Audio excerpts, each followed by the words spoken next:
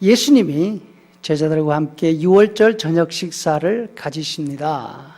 빵을 나누어 주시면서 이것이 내 몸이라, 포도주 단을 돌리시면서 이것이 내 피다, 내가 너희를 대신해서 십자가에서 흘리는 피다 말씀을 하셨습니다.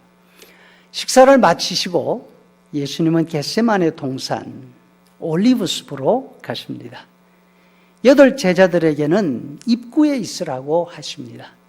그리고 베드로, 야고보, 요한 3 제자를 데리고 조금 더 깊숙한 곳으로 들어가시면서 예수님 당신의 심정을 말씀해 주십니다. 내 마음이 괴로워 죽을 지경이다. 여기 머무르며 나와 함께 깨어 있으라. 예수님은 바로 오늘 밤부터 당하실 당신의 고난과 죽음을 생각하시면서 그 마음이 몹시 괴로우셨습니다. 우리는 지금 엄청난 재난을 겪으면서 전염병이 가져올 결과를 두려워합니다. 내가 이 질병에 걸리면 어떻게 될까?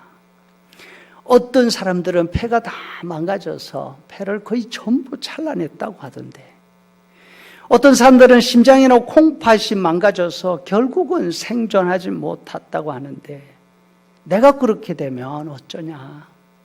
또 이 병에 걸리면 어디서 살아야지? 과연 가족과 함께 있을 수 있을까? 그러면 혼자서 어디 가 있어야 하지? 이런 질병에 걸려 겪어야 하는 신체적인 고통 못지않게 우리의 마음을 어지럽히는 것이 또 있습니다. 그것은 왜 이런 질병이 우리에게 닥쳐오는가? 그 원인에 대한 생각입니다. 정치인들은 이 질병이 어디서부터 시작되었는가? 그 질병의 책임이 누구에게 있는가를 놓고서 서로 주거니 받거니 논쟁을 벌이고 있습니다. 자신들에게 쏟아지는 정치적인 비난, 사회적인 책임을 피하기 위해서 다른 사람들에게 그 탓을 돌리는 모양새지요. 우리는 이런 차원의 책임지는 일에 관해서는 관심이 없습니다. 평범하게 살아가는 우리에게 누가 그런 책임을 묻겠습니까? 하지만 왜? 라고 하는 질문이 우리를 괴롭힙니다. 원인을 모르면 이런 재난이 끊임없이 반복되지 않을까 두렵기 때문이죠. 예수님을 믿는 우리 신자들은 이보다 높은 차원의 질문을 던지기도 합니다. 이런 재난을 통한 하나님의 뜻이 뭔가? 하나님이 이런 일을 허락하신 목적이 어디에 있는가? 신앙적인 차원에서 이 어려움의 원인을 하나님의 심판이라고 생각하고 더 큰 어려움을 겪는 사람들을 비난하면서 책임이 그들에게 있다고 말하는 분들도 있습니다. 또 좋은 의미에서 하나님의 뜻을 설명하면서 위로와 용기를 주려는 노력을 하기도 합니다. 그런데 예수님은 당신에게 닥쳐오는 고난의 원인을 이미 알고 계셨습니다. 그 고난의 목적도 그 고난의 의미도 잘 알고 계셨습니다. 뿐만 아니라 그 고난을 통해서 이루실 하나님의 엄청난 구원도 알고 계셨습니다. 그럼에도 불구하고 예수님이 말씀하십니다. 내 마음이 매우 고민하여 죽게 되었구나. 당신이 당하실 모욕과 십자가를 앞에 두고 계신 예수님, 우리 예수님에게 필요한 것은 다른 사람에 대한 비난이 아니었습니다. 고난의 원인, 그리고 그 결과 알기 위해서 토의하는 것도 아니었습니다. 그 고난이 가져올 엄청난 축복에 대해서 누가 설명해 줄 필요가 있는 것도 아니었습니다. 예수님에게 필요한 것은 그냥 곁에 있어 주는 것이었습니다. 제자들은 예수님에게 어떤 일이 닥쳐오는지 그 자체를 알지 못했습니다. 원인과 목적, 그리고 그 고난의 의미, 그 고난의 축복 생각해 본 적도 없는 사람들이었습니다.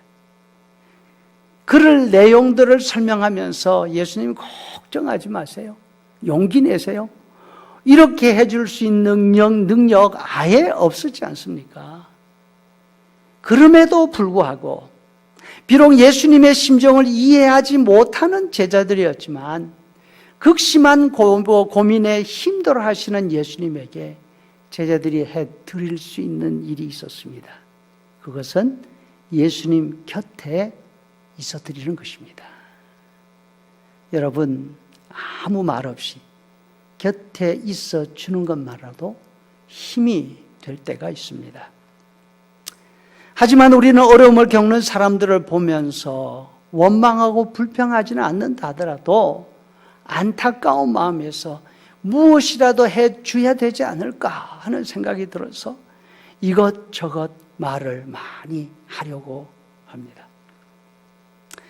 그러나 제자들에게 예수님이 말씀하십니다. 너희는 여기 머물러 나와 함께 깨어있으라. 어려움을 당하는 사람들을 곁에 두고 있을 때 예수님의 이 심정을 우리 각자 마음에 담아둘 수 있기를 바랍니다. 아무것도 모르는 제자들이었지만 그들은 예수님께 힘이 되는 사람들이었습니다. 이번 감염병 시기에 가장 마음이 들지 않는 말이 하나 있습니다. 사회적 거리를 유지하라 하는 말입니다. 어떤 분이 이야기했습니다. 차라리 사회적 거리라는 말을 신체적 거리라는 말로 바꾸었으면 좋겠다고. 맞습니다. 감염이 부담이 돼서 서로 간에 물리적 거리를 두어야 하는 때이지만 우리가 다 함께 마음으로는 더 가까이 다가가야 하는 그런 시기입니다. 아무것도 해줄 수 있는 힘이 없습니다. 다 같이 겪는 어려움인데 뭘 생각도 듭니다. 하지만 그런 생각들을 뒤로하고 가족끼리, 성도끼리 우리의 마음을 주고받을 수 있는 마음으로 가까운 사람들이 되면 좋겠습니다. 아무것도 해줄 수 없어도 곁에 있다는 사실만으로 위로가 되고 용기를 주는 우리 믿음의 식구들이 될 수 있기를 간절히 바랍니다.